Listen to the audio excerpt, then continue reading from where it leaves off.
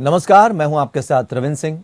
APN news के लोकप्रिय कानूनी प्रोग्राम लीगल हेल्पलाइन में आपका स्वागत है। इसमें हमारे कानूनी विशेषज्ञ रोजमर्रा की जिंदगी की समस्याओं से जुड़े कानूनी मसलों पर आपकी शंकाओं का समाधान करते हैं। आप भी इस प्रोग्राम से जुड़ सकते हैं और फोन करके कानूनी राय ले सकते हैं।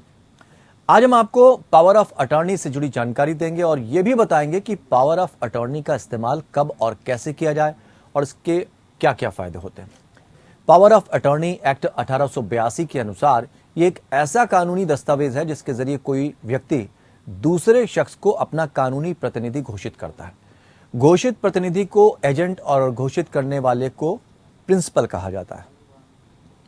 एजेंट प्रिंसिपल के बदले उसके सभी कानूनी, फाइनेंशियल और दूसरे मामलों में फैसले ले सकता है। वो प्रिंसिपल के बदले कोई डीड भी साइन कर सकता है। ये फैसले कानूनी रूप से मान्य होंगे। एजेंट का पेशे से वकील होना जरूरी नहीं है।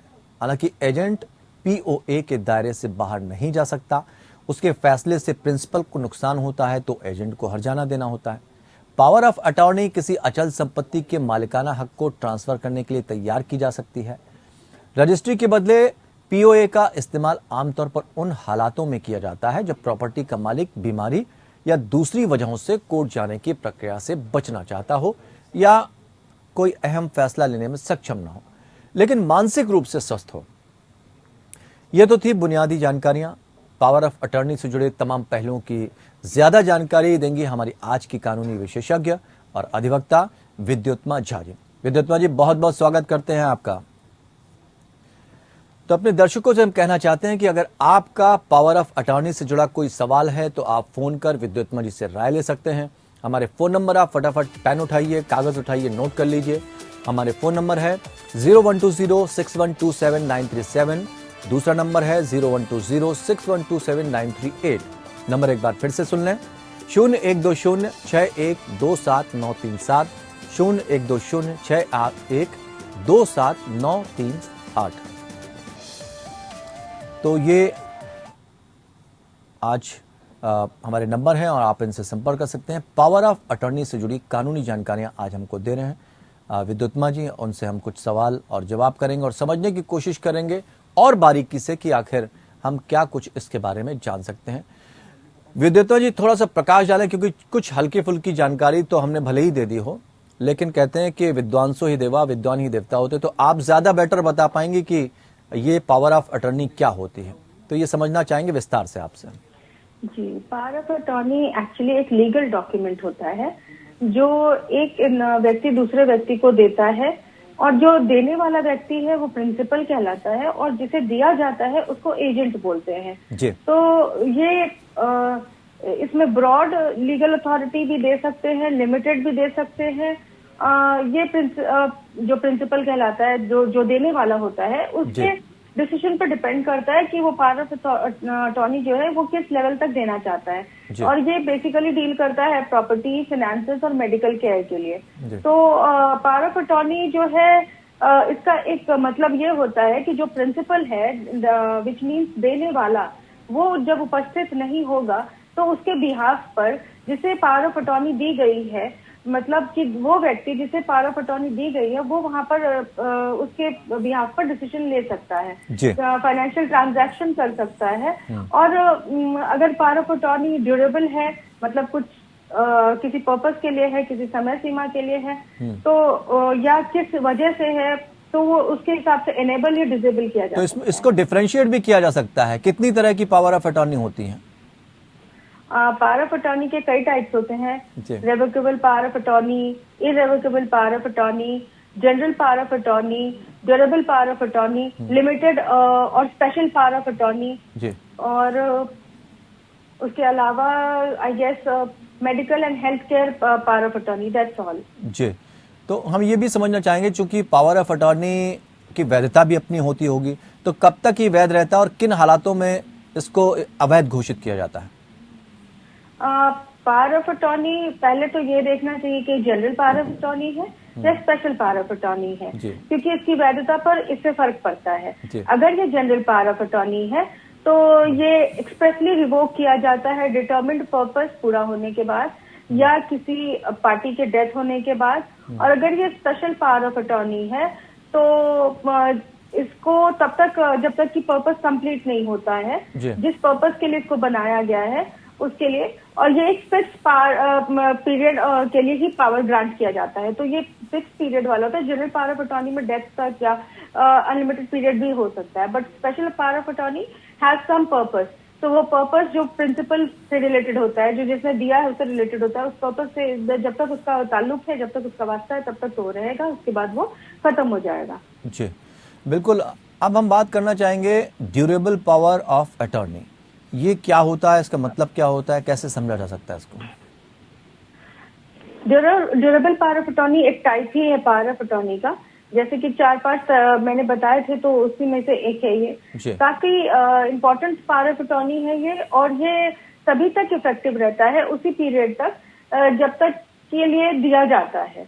और इसका एक नॉन ड्यूरेबल टाइप होता है, वो will and at the moment it is revoked और ऑन द एक्सपायरेशन डेट। वो स्पेसिफाइड होता है कि किस दिन तक के लिए ये दिया गया है।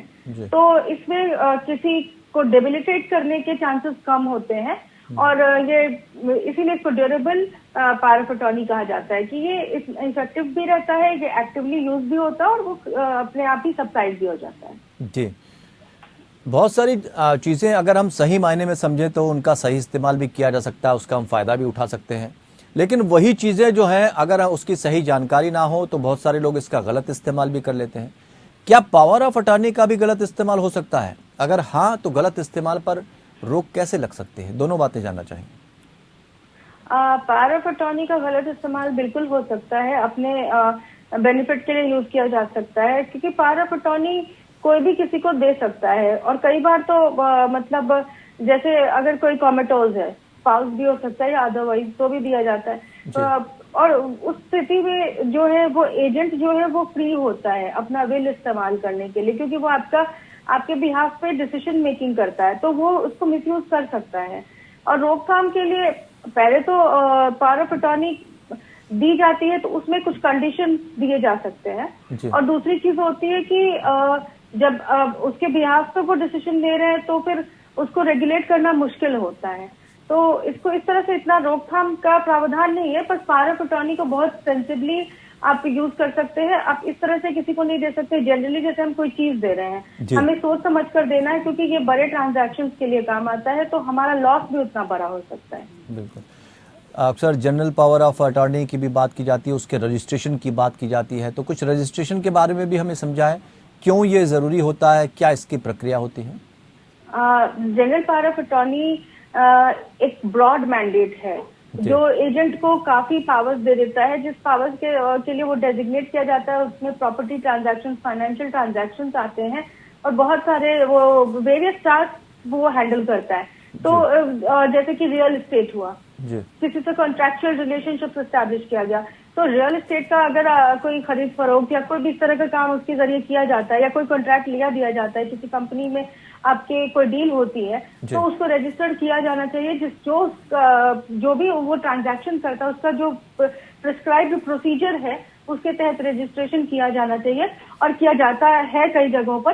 क्योंकि अगर वो रजिस्ट्रेशन नहीं होगा तो वो वैलिड ही नहीं होगा, और जब वैलिड नहीं होगा तो उसका यूज नहीं होगा, तो फिर पावर ऑफ अटॉर्नी का भी क्या मतलब रह गया। इसलिए वो सारे प्रोसीजर्स को फॉलो किया जाता है।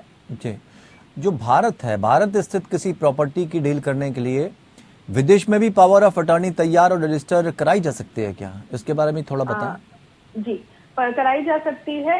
जिस कंट्री के आप डोमिसाइल हैं उस टाइम पर वहां पर एक पावर ऑफ अटॉर्नी बनवा सकते हैं, और उसको इंडियन एम्बेसी या कॉन्सुलेट से आप नोटराइज कराना, उसको स्टैंप कराना, ये नॉन जुडिशियल स्टैंप पेपर पे, जो कि जनरली 100 रुपीज का होता है, और उसको सब रजिस्ट्रार के ऑफिस में वहां पर जाकर आपको या अपने लीगल रिप्रेजेंटेटिव के थ्रू विटनेसेस के प्रेजेंस में उसको रजिस्टर कराना होता है। जिसके लिए फिर जैसे नॉर्मली हमारे आईडी प्रूफ और जो जितने डॉक्यूमेंट्स लगते हैं इन जनरल, वो ही डॉक्यूमेंट्स लगते हैं।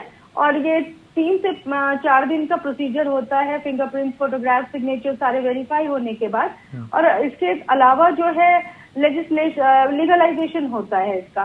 जैसे नोटराइज कराने के लिए जो है इसको ऑथेंटिकेट करने के लिए जो ड्यूली एक्रीडाइटेड रिप्रेजेंटेटिव होते हैं इंडियन एम्बेसी में, section 3 of the diplomatic and consular officers act 1948 के तहत, और नोटराइजिंग अथॉरिटी होती है उसके लिए, ऑथोराइज्ड ऑफिसर्स होते हैं वही एम्बेसी में, उनके थ्रू ही कराना होता है।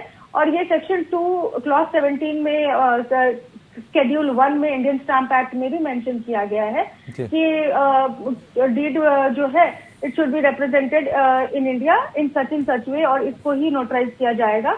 उसके अलावा एपोस्टलाइजेशन होता है जो हेग कॉन्वेंशन 1961 है, उसके पर्व्यू में फॉल करता है। तो ये पावर ऑफ अटॉर्नी एक्ट 1882 और रजिस्ट्रेशन एक्ट 1908 सारे चीजों को ध्यान में रखते हुए ये एनआरआईज भी अपने प्रॉपर्टी को पावर ऑफ अटॉर्नी के तहत जिस तरह से इस्तेमाल करना चाहे कर सकते हैं। और पावर ऑफ अटॉर्नी का उपयोग वित्तीय मामलों में किया जाता है। एजेंट प्रिंसिपल के बदले उनके जो सभी कानूनी वित्तीय लेन देन दूसरे कार्यों के लिए फैसले क्या लिए जा सकते हैं। आम जिंदगी में ये कैसे लागू होता दिखता है? लीगल अथोराइजेशन होता है पावर ऑफ अटॉर्नी का मतलब। तो डेजिग्नेटेड पर्सन जो है जिसे हम अथोराइज कर रहे हैं वो अटॉर्नी इनफैक्ट होता है अथॉरिटी के सामने एक्ट करने के लिए, जहां पर भी उसे एक्ट करना होता है on the behalf of the principal.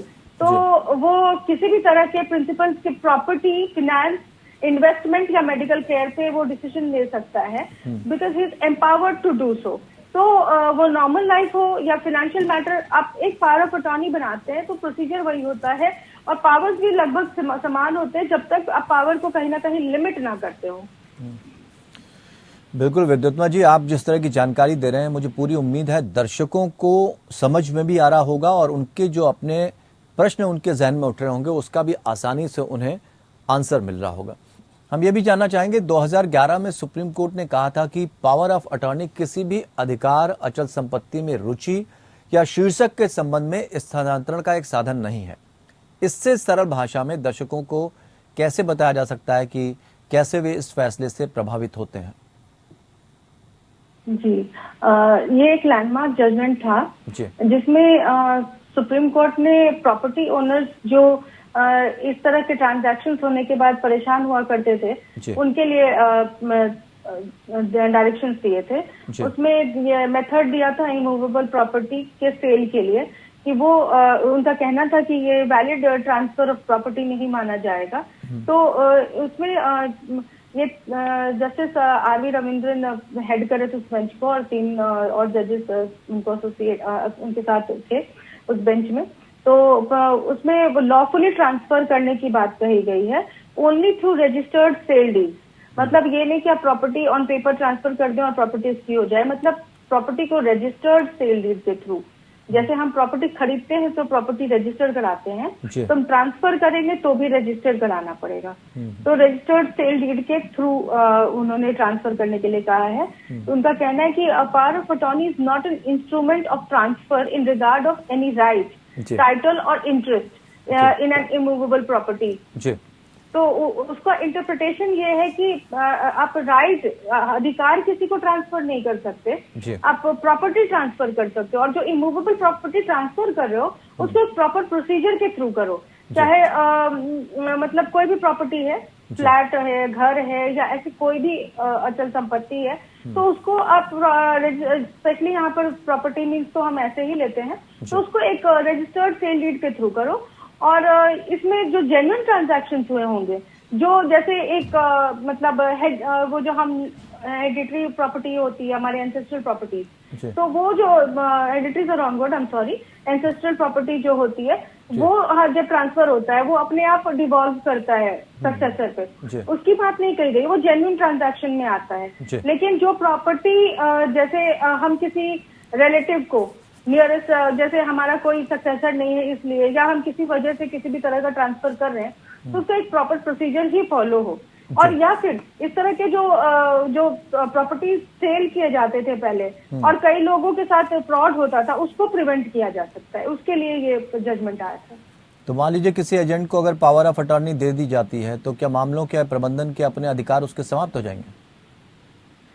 मामलों के प्रबंधन के अधिकार नहीं समाप्त होंगे। यही बात इस जजमेंट में क्लियर किया गया है कि जब प्रॉपर्टी सेल होगी तो उसका रजिस्टर जब किया जाएगा उसके बाद समाप्त होंगे। मतलब प्रॉपर्टी प्रॉपर तरीके से दी जा चुकी होगी। एज अ गिफ्ट भी आप दोगे तो प्रॉपर तरीके से दोगे, तो पावर ऑफ अटॉर्नी के थ्रू भी दोगे। अगर उसके पास राइट है फाइनेंशियल ट्रांजैक्शन करने का तो वो आपको एटलीस्ट डॉक्यूमेंट पे प्रॉपर डॉक्यूमेंट हो। पहले ऐसा नहीं होता था और प्रॉपर्टी डिस्प्यूटेड रह जाने के कारण कई लोगों को पोजेशन भी नहीं मिलता था, उनके बहुत तरह के फाइनेंशियल लॉसेस हो जाते थे। उसको प्रिवेंट करने के लिए ये लॉ लाया गया था। तो पावर ऑफ अटॉर्नी कब और कैसे, मतलब किस कंडीशन में रद्द की जाती है? पावर ऑफ अटॉर्नी एक तो जैसे ड्यूरेबल पावर ऑफ अटॉर्नी है, पर्पस पूरा हो या स्पेसिफिक पर्पस के लिए जो स्पेशल पावर ऑफ अटॉर्नी है, ये पर्पस के साथ खत्म हो जाते हैं। या अगर कोई फ्रॉड हो रहा है और आपको पता चलता है आपने पावर ऑफ अटॉर्नी दिया हुआ है तो आप उसको रिवोक कर सकते हैं। आपके पास रिवोक करने के राइट एक्सरसाइज कर सकते हैं, आप उसको पावर आपके पास होता है। जी, एक बात और आती है कि जब कोई डीड एक्टिव हो और पावर ऑफ अटॉर्नी की अगर किसी कारण से डेथ हो जाती है तो फिर क्या किया जा सकता है, क्या होता है? पावर ऑफ अटॉर्नी उसी समय डेथ के साथ ही जिन्होंने दिया हुआ है उसके साथ पावर ऑफ अटॉर्नी समाप्त हो जाती है। अच्छा, तो क्या पावर ऑफ अटॉर्नी चुनने पर कोई पाबंदी है? नहीं, पावर ऑफ अटॉर्नी चुनने पर पाबंदी नहीं है उसका, लेकिन जनरली पावर ऑफ अटॉर्नी लोग अपने नियरेस्ट रिलेटिव को देते हैं। Husband gives to his wife और wife gives to his husband और देयर किड्स, ऐसा ही होता है। अगर आप किसी बाहर के व्यक्ति को देते हैं तो आपके लॉसेस के चांसेस, फ्रॉड के चांसेस बढ़ जाते हैं। तो चॉइसेस इस तरह से लिमिटेड है। जी, क्या इनकी कोई लिमिटेशंस भी है? लिमिटेशन नहीं, ऐसा कोई लिमिटेशन नहीं है। पावर ऑफ अटॉर्नी जैसे दिया जाता है तो एक तरह से वो लीगली लायबल हो जाता है आपके बिहाफ पे कोई भी डिसीजन लेने का। जब हेल्थ तक को दिया जा चुका है उसके टाइप में, तो आप सोच सकते हैं health is a very important aspect. अगर आपको कोई बड़ी बीमारी और वो डिसीजन ले सकता है जिसे पावर ऑफ अटॉर्नी दे रहे हैं तो, और आपके फाइनेंशियल ट्रांजैक्शन कोई और कर सकता है, तो उसके बाद उसमें कोई और लिमिटेशन नहीं है। एक चीज ये भी देखी जाती है कि अगर समाज में या आपके पास कोई बड़ा पद आ जाता है तो आपकी जिम्मेदारी भी बढ़ जाती है। तो पावर ऑफ अटॉर्नी की जो जिम्मेदारी होती है वो क्या होती है? पद आ जाता है तो आप एम्पावर्ड होते हो उस पोजीशन को होल्ड करने के लिए, तो उसको चेक करने के भी तरीके होते हैं। पावर ऑफ अटॉर्नी तो आप अपने राइट्स किसी को दे रहे हो कि मैं केपेबल नहीं हूँ, चाहे मेंटली फिट ना हो, इसलिए फिजिकली फिट ना हो, इसलिए आप जब पावर ऑफ अटॉर्नी देते हो तो आप अपना डिसीजन मेकिंग पावर किसी को देते हो। तो उसमें और एक पोजीशन होल्ड करने में बहुत बड़ा फर्क है। अगर आप जैसे मैं लॉयर हूँ, मैं अपने साथ जो एसोसिएटेड है उनको सिर्फ केसेस कभी कभार दे सकती हूँ कि आप मेरे केस को आज देख लो, एक दिन के लिए दे रही हूँ, और मैं उन्हें पूरा केस ही दे देती हूँ, आज से ये केस तुम्हारा है, तो वो उसमें कुछ भी कर सकते हैं। इसी तरह से अगर पावर ऑफ अटॉर्नी देते तो हम एक तरह से उन्हें वो पावर देते हैं कि वो उसको यूज, मिस यूज या ओवर यूज कुछ भी कर सके। ठीक, पावर ऑफ अटॉर्नी क्या विल या वसीयत को ओवरराइड कर सकता है? नहीं, विल अलग चीज होती है। पावर ऑफ अटॉर्नी तो डेथ होते ही डिसीज के साथ ही खत्म हो जाता है। विल तो हमेशा डिसीज जो होता है वो बाद में ही सामने आता है, उसके मरने के बाद, तो ओवरराइड नहीं कर सकता। विद्युत्मा जी, बहुत अहम जानकारियां दी, आपका बहुत बहुत शुक्रिया तमाम जानकारियां देने के लिए। और मुझे लगता है जिनको नहीं समझ में आई होगी पहले पावर ऑफ अटॉर्नी के बारे में, तो ये जानकारियां इस कार्यक्रम के जरिए आपको जरूर मिल गई होंगी। तो फिलहाल यहाँ पर समय सीमा समाप्त हो रही है, आपसे इजाजत लेना चाहेंगे। ऐसे ही तमाम मुद्दों को लेकर आपके सामने हम आते रहेंगे। फिलहाल नमस्कार।